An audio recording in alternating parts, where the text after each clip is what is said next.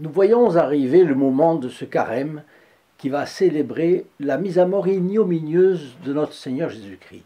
En observant notre Sauveur, sa mansuétude, sa résignation, son courage, sa force d'âme dans le sacrifice, c'est bien le moment de se poser la question, qu'est-ce que l'amour? L'amour avec un grand A, évidemment. L'amour, c'est Dieu.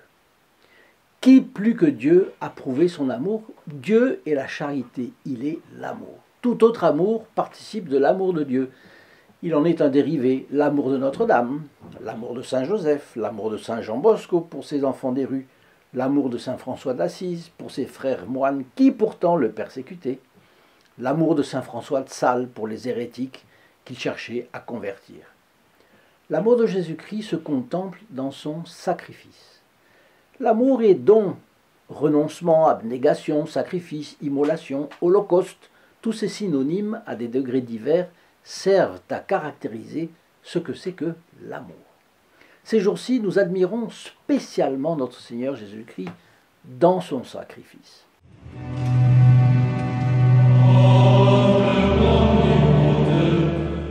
Chers amis fidèles du Padre Pio, bonjour, mon nom est Jean Goyard et vous assistez au programme Sur les pas du Padre Pio. Aujourd'hui, Padre Pio, les sucres d'orge et l'amour.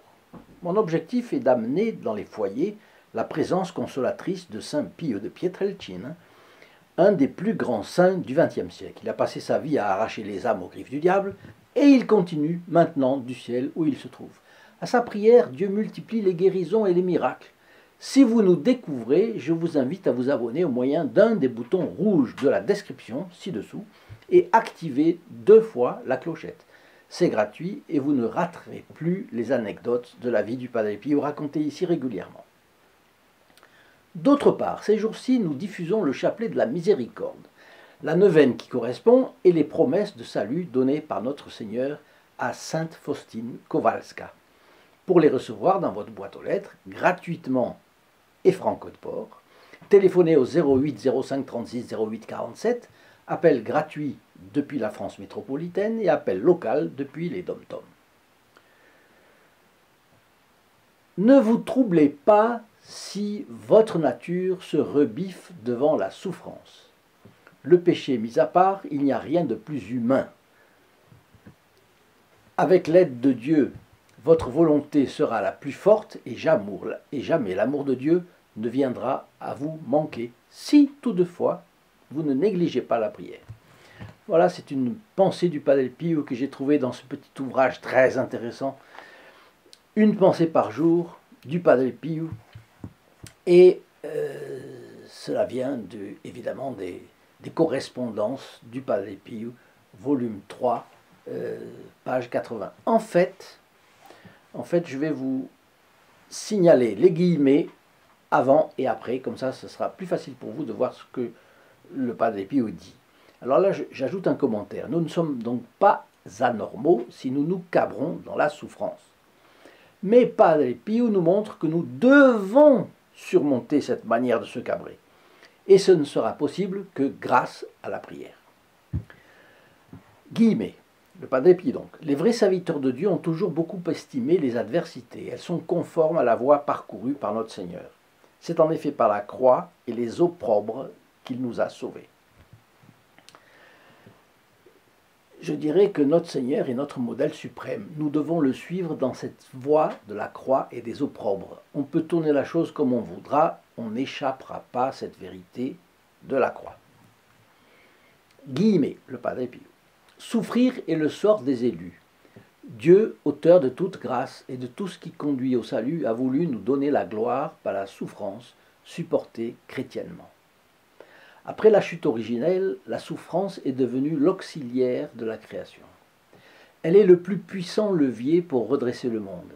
Elle est le bras droit de l'amour, avec A majuscule. L'amour qui veut obtenir notre régénération.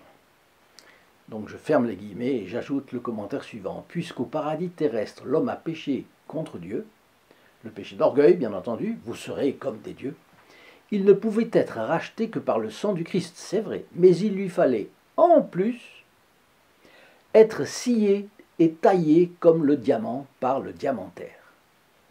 C'est-à-dire taillé et poli sciés, taillés, polis. Les souffrances sont les ciseaux du diamantaire. Imaginez un monde sans souffrance, tout se serait défait très vite. Les gens se seraient laissés aller à la mollesse, comme Sodome et Gomorrhe. La tradition nous apprend que c'est l'oisiveté et la mollesse qui a fait ce que l'on sait de ces deux villes, Sodome et Gomorrhe. Tous les peuples qui ont vécu dans la mollesse se sont enfoncés dans la barbarie. Dieu qui est l'amour obtient notre régénération par la souffrance. Le Padre Pio reprend. Certaines douceurs intérieures sont comme des sucres d'orge pour les enfants. Elles ne sont pas un signe de perfection. Ce ne sont pas les douceurs qui importent, mais les douleurs. Le Padre Pio là fait un jeu de mots en remplaçant le C de douceur par le L de douleur.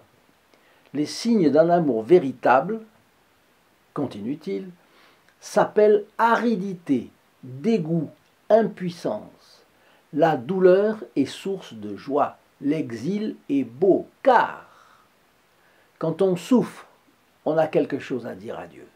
Le don de notre douleur, de nos souffrances, est une bien grande chose. Cela nous sera impossible au paradis, donc profitons-en. Alors, fermez les guillemets. Remarquez la sagesse de cette phrase. Quand on souffre, on a quelque chose à dire au bon Dieu. Les gens qui n'ont pas souffert, il y a deux, on peut classer l'humanité en deux parties. Les gens qui ont souffert, les gens qui n'ont pas souffert. Les gens qui n'ont pas souffert, qu'ont-ils à raconter au bon Dieu? La souffrance supportée chrétiennement dans une famille, par exemple, fait que cette famille a eu des épreuves, des prières, des grâces demandées, des grâces reçues, bref, elle a une histoire entre Dieu et elle. Elle a beaucoup raconté à Dieu. À l'âge mûr, les parents qui ont souffert ensemble ont une grande union qu'ils n'avaient pas au début. C'est un exemple terre à terre, sans doute, mais qui va dans la même ligne, au moins à ce qu'il me semble. Dites-moi ce que vous en pensez dans vos commentaires. Guillemets, le Padre Pio encore. Nous ne voulons pas admettre que la souffrance est nécessaire à notre âme, que la croix doit être notre pain quotidien. La croix est nécessaire à l'âme comme la nourriture au corps, jour après jour. C'est elle qui la purifie et la libère de son attachement aux créatures. Nous avons du mal à comprendre que Dieu ne veut pas, ne peut pas nous sauver sans la croix. Et plus il attire une âme à lui, plus il la purifie par la croix. Fermez les guillemets du Padre Pio. C'est dur à entendre, je le sais, mais si nous ne le disions pas ici dans la chaîne sur les pas du Padre Pio, où est-ce qu'on le dirait? Nous ne serions pas véridiques d'ailleurs. La vérité ne doit pas être occultée, et la vérité nous rendra libres, dit notre Seigneur Jésus-Christ dans l'Évangile selon saint Jean, chapitre 8, verset 31. Alors cela, à mon avis, était une bonne préparation à ce que je vais vous dire maintenant. C'est la 11e station du chemin de croix. Jésus est cloué sur la croix. Nous vous adorons, ô Christ, et nous vous bénissons parce que vous avez racheté le monde par votre sainte croix. L'impiété a choisi pour vous, ô mon Seigneur, le pire des derniers tourments. Le pire, oui, parce que c'est celui qui fait mourir lentement, celui qui produit les souffrances les plus grandes, celui qui était le plus infamant, parce que réservé aux criminels les plus abjects. Tout fut machiné par l'enfer pour vous faire souffrir, et dans votre âme et dans votre corps. Cette haine immense ne contient-elle pas quelques leçons pour moi? Hélas, je ne la comprendrai jamais assez si je ne deviens pas un saint. Entre vous et le démon, entre le bien et le mal, entre la vérité et l'erreur, il y a une haine profonde, irréconciliable, éternelle. Les ténèbres haïssent la lumière, les fils des ténèbres haïssent les fils de la lumière. La lutte entre les uns et les autres durera jusqu'à la consommation des siècles et il n'y aura jamais de paix entre la descendance de la femme et celle du serpent. C'est Dieu qui l'a dit lui-même, n'est-ce pas? Pour comprendre l'étendue incalculable, l'immensité de cette haine, que l'on contemple tout ce qu'elle a osé faire.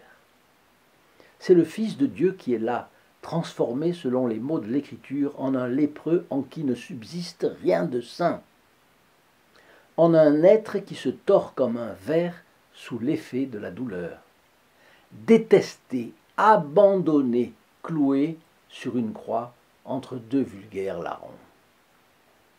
Le Fils de Dieu, quelle grandeur infinie, inimaginable, absolue et contenue dans ses paroles. Voilà cependant ce que la haine a osé contre le Fils de Dieu. Toute l'histoire du monde, toute l'histoire de l'Église n'est pas autre chose que cette lutte inexorable entre ceux qui sont de Dieu et ceux qui sont du démon, entre ceux qui sont de la Vierge et ceux qui sont du serpent. Lutte dans laquelle il n'y a pas seulement un malentendu de l'intelligence, pas seulement de la faiblesse, mais aussi de la méchanceté délibérée, coupable, pécamineuse, chez les armées angéliques et humaines qui suivent Satan. Voilà ce qui doit être dit, commenté, remémoré, souligné, proclamé et encore une fois rappelé au pied de la croix. Car nous sommes ainsi faits, et le libéralisme nous a à ce point déformés que nous sommes toujours enclins à oublier cet aspect indissociable de la passion. La Vierge des Vierges, la mère des douleurs, le savait bien, elle qui participait à la passion aux côtés de son Fils. L'apôtre Vierge le savait bien, lui qui au pied de la croix reçut Marie pour mère, et obtint ainsi l'héritage le plus considérable qu'il fût jamais donné à un homme de recevoir. Car Dieu réserve certaines vérités aux purs et les refuse aux impurs. Ô ma mère, en ce moment où même le bon larron a mérité le pardon, demandez à Jésus de me pardonner tout l'aveuglement avec lequel j'ai considéré l'œuvre des ténèbres qui se trame autour de moi. Notre Père, je vous salue Marie, gloire au Père. Ayez pitié de nous, Seigneur, ayez pitié de nous, que par la miséricorde de Dieu, les âmes des fidèles défunts reposent en paix, ainsi soit-il. Maintenant, je vous laisse deux commentaires. L'un pose une question et l'autre y répond. La question est posée par une dame répondant au joli pseudonyme de Fleur de Lys. Une chose m'a interpellé concernant les journées d'indulgence. J'ai remarqué que moi-même, je pense trop à moi quand il s'agit de vie spirituelle. Qu'est-ce que vous conseillez pour ce problème? Vous êtes perspicace, Fleur de Lys. Peu de personnes le remarquent, et pourtant c'est une tendance fort répandue. Quand une âme cherche à progresser dans sa vie spirituelle, le diable adapte sa tactique. Il fait en sorte que l'égoïsme et l'amour-propre du fidèle s'y mêlent. L'égoïsme et l'orgueil. À cause de l'égoïsme, l'âme est obnubilée par son salut. Elle pense à ses dévotions. Elle s'accroche aux formes de sa religion et non plus à son esprit. Vous vous rappelez, dans l'Évangile, notre Seigneur a fustigé les formes de la religion des Juifs de son temps et appelé à pratiquer l'esprit. Mais ils ne l'ont pas fait bien. Donc cette âme-là a peur de l'enfer, par exemple, et va faire tout ce qu'elle croit être bon pour l'éviter, car ça brûle terriblement l'enfer. Ça fait mal. Il faut l'éviter. Par égoïsme, elle va vouloir gagner des jours d'indulgence, par exemple. Et gagner des jours d'indulgence pouvait exacerber cette tendance. Ce faisant, l'âme ne prête pas attention à son égoïsme qui grandit. Et s'intéresser vraiment à l'âme des autres, d'abord à Dieu et ensuite à l'âme des autres, et faire des sacrifices pour Dieu et pour l'âme des autres, lui ferait prendre ses distances avec son égoïsme. Mais elle ne le fait pas, parce qu'elle s'attache à la forme. Bon. Un autre exemple, c'est cette chaîne. À mon avis, beaucoup plus de fidèles devraient en être enthousiastes, s'y abonner. Nous avons besoin d'être 200 000, 300 000, plus même. La propager, partager les vidéos, faire le geste militant des protégés du Padre Pio. Mais pas assez de personnes s'intéressent aux âmes d'autrui, à l'âme du prochain. Et on laisse le Padre Pio à lui-même.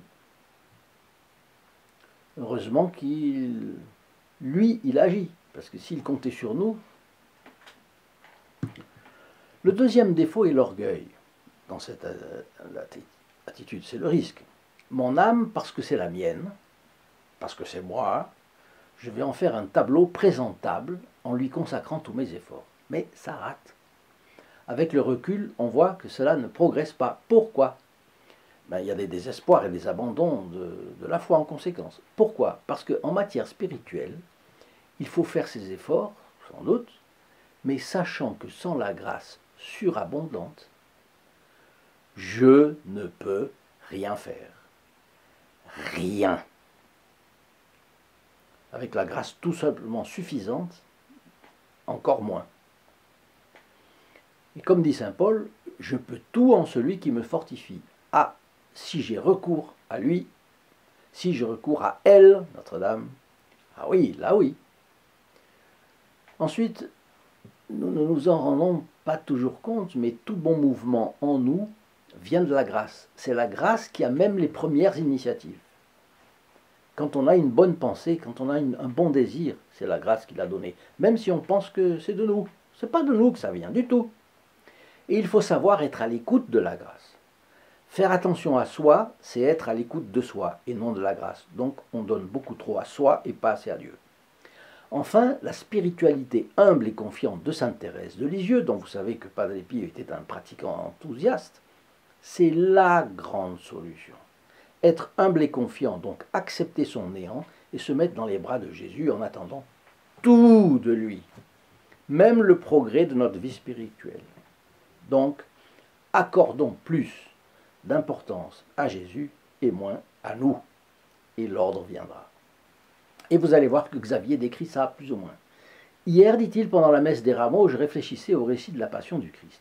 Vous êtes dans le monde, mais vous n'êtes plus de ce monde. Et puis, à cette autre phrase, ayez en vous-même les sentiments du Christ crucifié. On parle beaucoup de notre faim, continue Xavier, de notre âme, de nous-mêmes, mais finalement, combien prennent sur eux les sentiments et la souffrance de notre Seigneur sur la croix? Combien se rendent compte que chacun de nos péchés a transpercé les cœurs de Jésus-Christ et de sa mère? C'est très beau cette réflexion. N'est-il pas triste de voir qu'à la messe, nous avons tendance à concevoir intellectuellement le sacrifice du Christ sans s'efforcer de le ressentir dans notre cœur? Si j'ai la foi jusqu'à transporter les montagnes et l'espérance jusqu'à gagner les cieux, si je n'ai pas la charité, je ne suis rien, dit saint Paul. Parfait. Où est notre charité envers Jésus-Christ? J'aime beaucoup cette réflexion de Xavier. Si on veut sauver sa petite âme isolément des autres, sans chercher à contempler les souffrances du Christ, nous ne serons pas irrigués par ce fleuve d'amour qui coule de la croix de notre Sauveur. La grande attitude à avoir face à la passion, c'est l'admiration, numéro 1. Et deuxièmement, la compassion, mais d'abord l'admiration. Et d'elle découleront nos préoccupations pour les âmes des chrétiens. Chrétiens persécutés dans le monde, pas seulement en Chine, Russie, Corée du Nord ou Cuba, mais aussi Nicaragua, ou alors en Orient, Pakistan, Afghanistan, Iran, Afrique du Nord, etc. Si nous offrons nos sacrifices et notre vie de pécheurs, en union avec ceux parfaits du Christ, l'innocent par excellence, nous nous élevons vers lui et nous participons au salut du monde. Oui, Xavier, le chrétien est un autre Christ, Christianus alter Christi. C'est ce vers quoi nous devons tendre. Vous voyez comme nous avons une idée incomplète lorsque nous croyons que seuls les missionnaires ou les prêtres sont appelés au salut des âmes.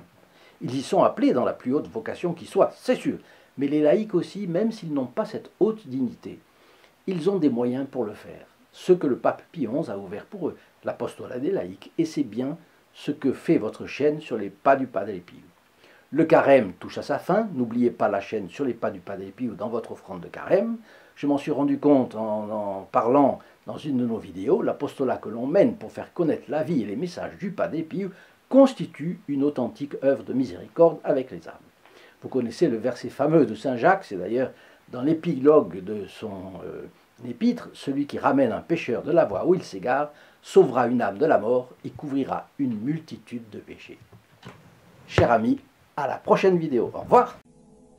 In nome del Padre, del Figliolo e dello Spirito Santo, e così sia. Sia lodato Gesù e Maria, e